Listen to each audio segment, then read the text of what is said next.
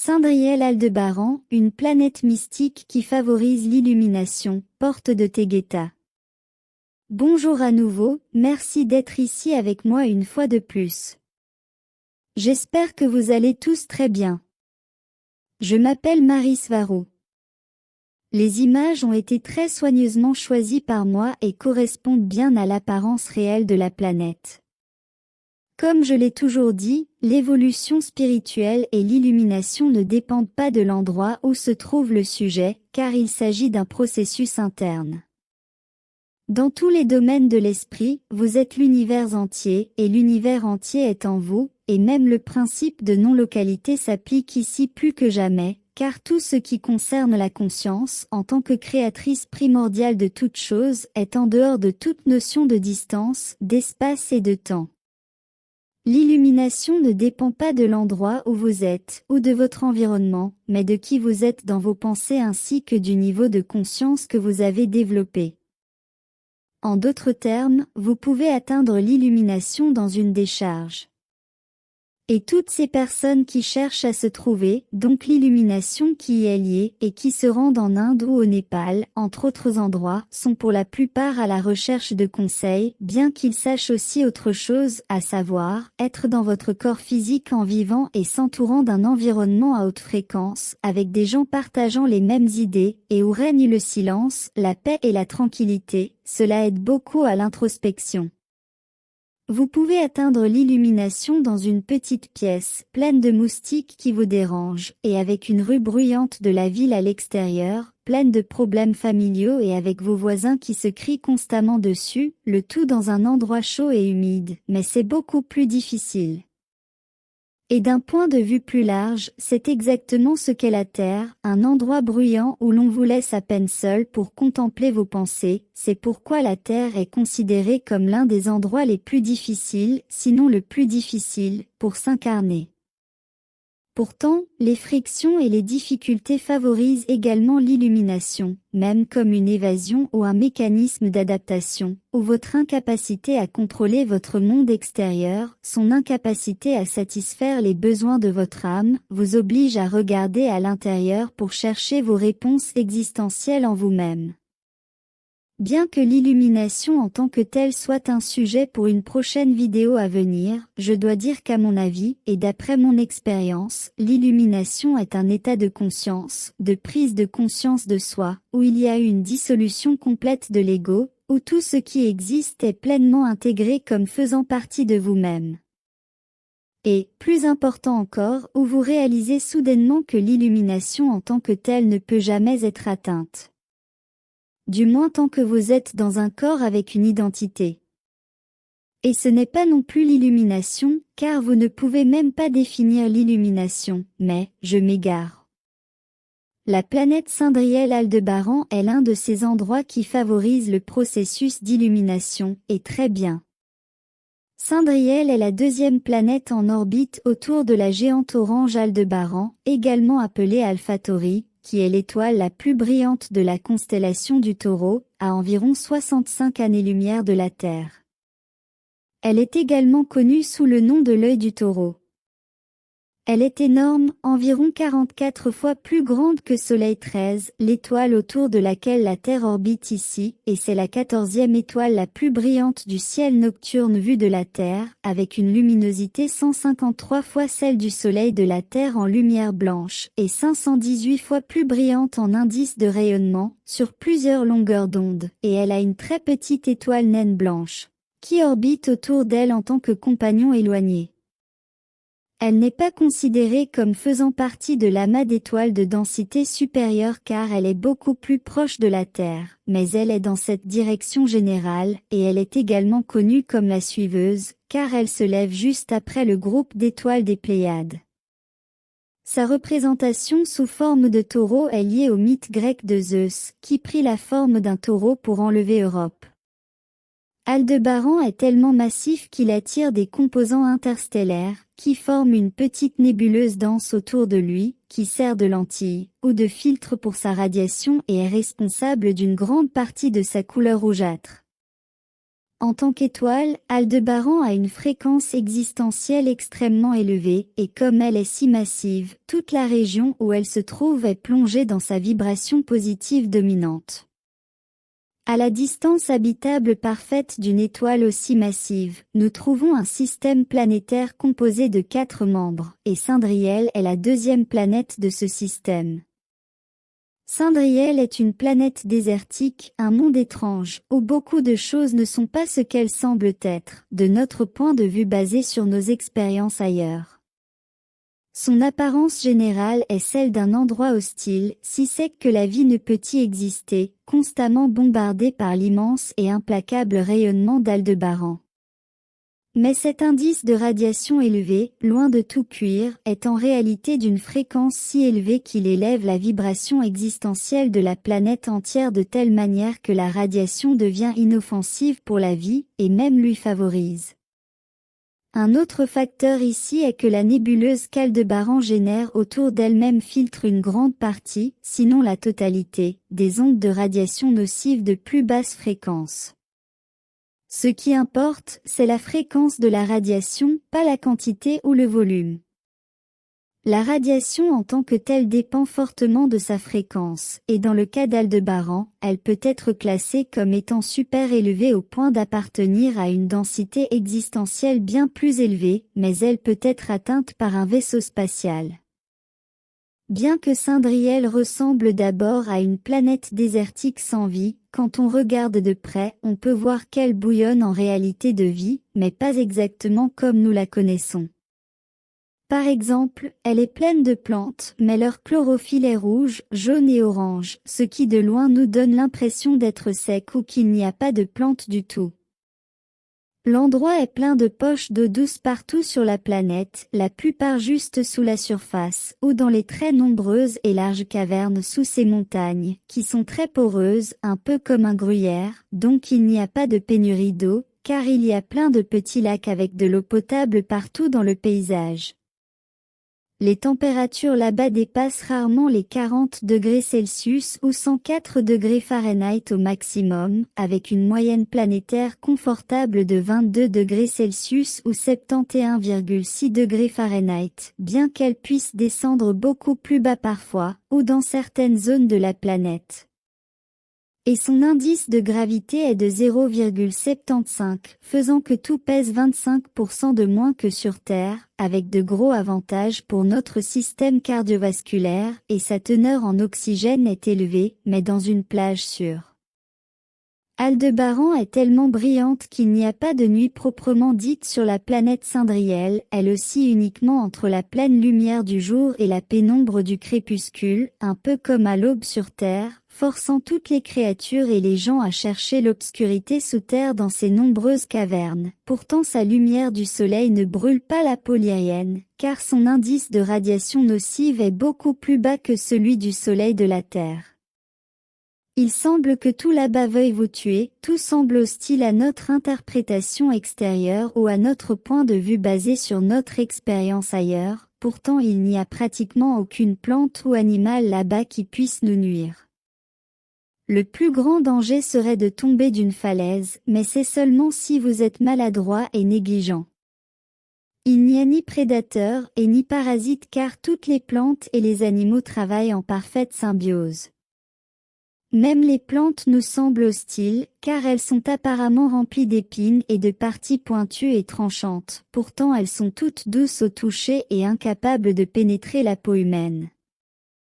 De nombreuses espèces de plantes lévitent en raison de leur forte teneur magnétique réagissant aux roches magnétiques de la planète en dessous dans ces zones, et elles tirent leur humidité de la vapeur d'eau provenant des points chauds souterrains qui sont reliés partout sur la planète, bien que Cindriel soit très géologiquement stable.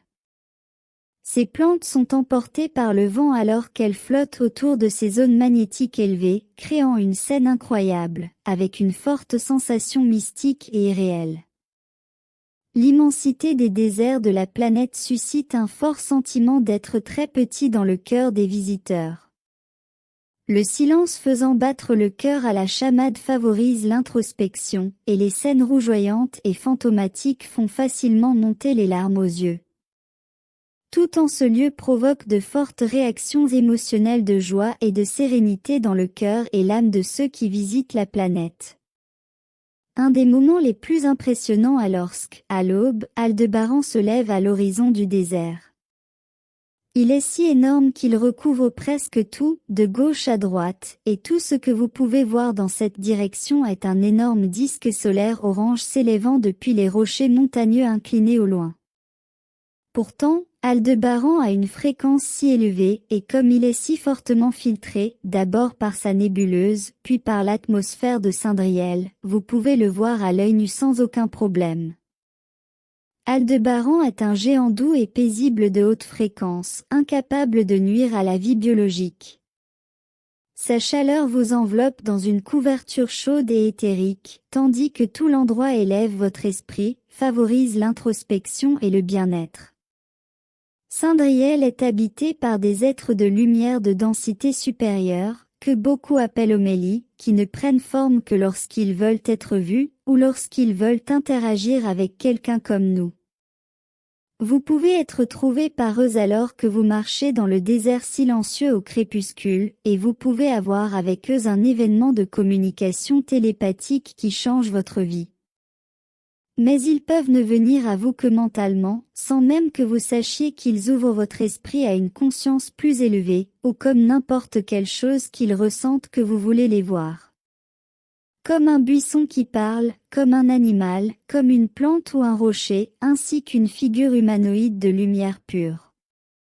Les rencontres avec ces êtres sont toujours transformatrices de manière très positive car vous finissez par vous comprendre avec la clarté que vous n'aviez jamais imaginé possible, et à mesure que vous comprenez l'univers, car il n'est rien d'autre que votre propre reflet. Tous les concepts toxiques d'ego et d'autopréservation s'y évaporent, car il y a une telle sensation de calme et de sécurité que toutes les peurs sont simplement dissoutes. Vos attachements s'estompent à mesure que vous vous sentez intégré dans l'univers dans son ensemble, et de bien des façons, vous êtes détruit en tant que tel, atteignant la vie et l'assimilation avec le grand tout, où vous ne pouvez plus vous rapporter à votre ancienne identité, car elle devient trop petite pour vous, pour qui vous comprenez vraiment être. L'endroit est d'une fréquence si élevée qu'il vous transporte vers des densités existentielles supérieures, y ressentant tellement d'amour, d'acceptation et d'intégration, que beaucoup ne souhaitent pas revenir. De nombreuses personnes et créatures de toutes les races y restent, sans jamais revenir, sans jamais quitter la planète, pour ne jamais être revues ni retrouvées, se dissolvant vivement dans les éthers des plus hautes densités, avec leur corps et tout. Cet endroit a été visité depuis longtemps par des gens et des créatures de toutes les races qui recherchent l'illumination, qui cherchent à se trouver, et qui cherchent des réponses à la vieille question de qui nous sommes et pourquoi nous existons.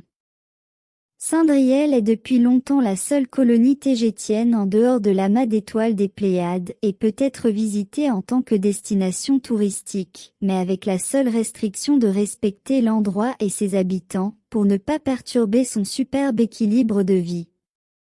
Il n'y a qu'une seule ville et un seul port spatial, avec 80% sous terre et 20% de celle-ci intégrée dans les hautes falaises de rocheuses rouges massives et inclinées de Cindriel. Les montagnes là-bas ont tendance à être inclinées dans une seule direction, et beaucoup créent d'immenses falaises surplombantes qui ont l'air incroyablement intimidantes alors que vous ressentez fortement que toute la montagne va vous tomber dessus. Vous levez les yeux et il y a une montagne au-dessus de votre tête, à des centaines de mètres au-dessus, alors que vous marchez dans le désert. Vous avez l'impression d'être une fourmi, sur le point d'être écrasée par une énorme botte en roche rouge. Cela vous donne un fort sentiment d'être incroyablement petit, d'humilité et de sécurité lorsque vous réalisez que rien là-bas ne pourra jamais vous faire de mal. Mais même cet endroit n'est pas dénué de problèmes, bien qu'il ne puisse être perçu comme tel qu'en les observant avec la mentalité d'un étranger. Par exemple, de ce point de vue limité, Cindriel a fait disparaître d'innombrables personnes et créatures de toutes les races sans laisser de traces, et bien que ce qui arrive réellement à toutes ces personnes soit largement connu, car elles ont atteint la pleine illumination, cela peut évidemment être un problème pour leur famille et leurs proches. Cependant, si quelqu'un part avec l'esprit totalement en paix, comme on pourrait s'y attendre, il ne devrait pas y avoir de problème.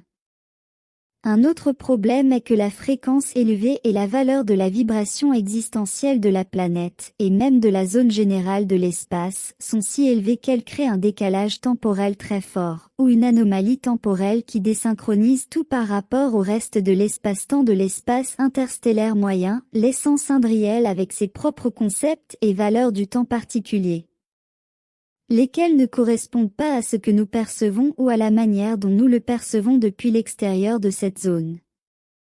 Un instant peut être une semaine pour quelqu'un des Pléiades ou un mois ou plus pour quelqu'un sur Terre. Le problème est qu'il ne peut même pas être calculé avec précision car ce n'est pas une constante, et il change tout le temps en fonction de celui qui tente de le calculer. Cela crée un problème lors de la visite de Cindriel, car il est impossible de calculer combien de temps vous y serez, ce qui rend les voyages là-bas très problématiques et quelque chose à considérer très attentivement, car vous pourriez y rencontrer la destruction de votre identité et de votre ego. Et même les colons tégétiens là-bas, ceux qui habitent la planète, ne sont pas des tégétiens normaux, ils sont plus comme des êtres de lumière qui choisissent encore de s'incarner dans un corps biologique d'apparence humaine lyrienne, qui ne vieillit jamais et qui ne tombe jamais malade. Même les valeurs de la vie et de la mort changent à Cindriel, devenant uniquement des concepts philosophiques et pas une dure réalité. Comme on le dit, là-bas même le temps perd son emprise et ses dents.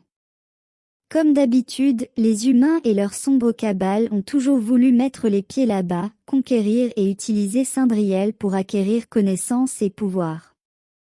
L'une des dernières tentatives, mais pas la dernière, d'envahir Cindriel, a eu lieu pendant la Seconde Guerre mondiale, lorsque les nazis ont tenté de s'y rendre en utilisant leur soucoupe volante secrète Ornabu. Mais, sans avoir besoin d'entrer dans les détails sur les raisons pour lesquelles ils n'ont pas pu envahir Cindriel, il est facile de voir que sa haute fréquence globale l'a protégé dans son ensemble, rendant la planète tout simplement incompatible avec une invasion hostile. Et ce n'est pas non plus compatible avec la tentative de s'y rendre en utilisant des portails artificiels, tels que ceux des salles de sceaux que la Cabale sur Terre utilise tant. La fréquence nécessaire pour se rendre à Cindriel est tout simplement trop élevée pour être émulée par ces machines, donc il n'y a pas de correspondance de fréquence, et sans correspondance de fréquence, il n'y a pas de voyage là-bas. La seule façon d'accéder à la planète est par le biais d'un vaisseau spatial, en volant directement vers elle, laissant tout l'espace environnant changer progressivement la fréquence existentielle du vaisseau et de tous ceux qui s'y trouvent.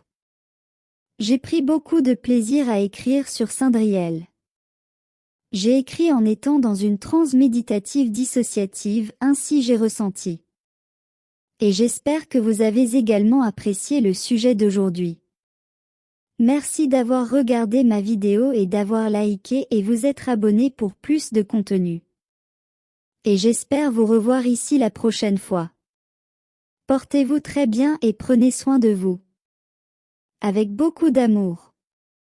Votre ami Marie Svarou.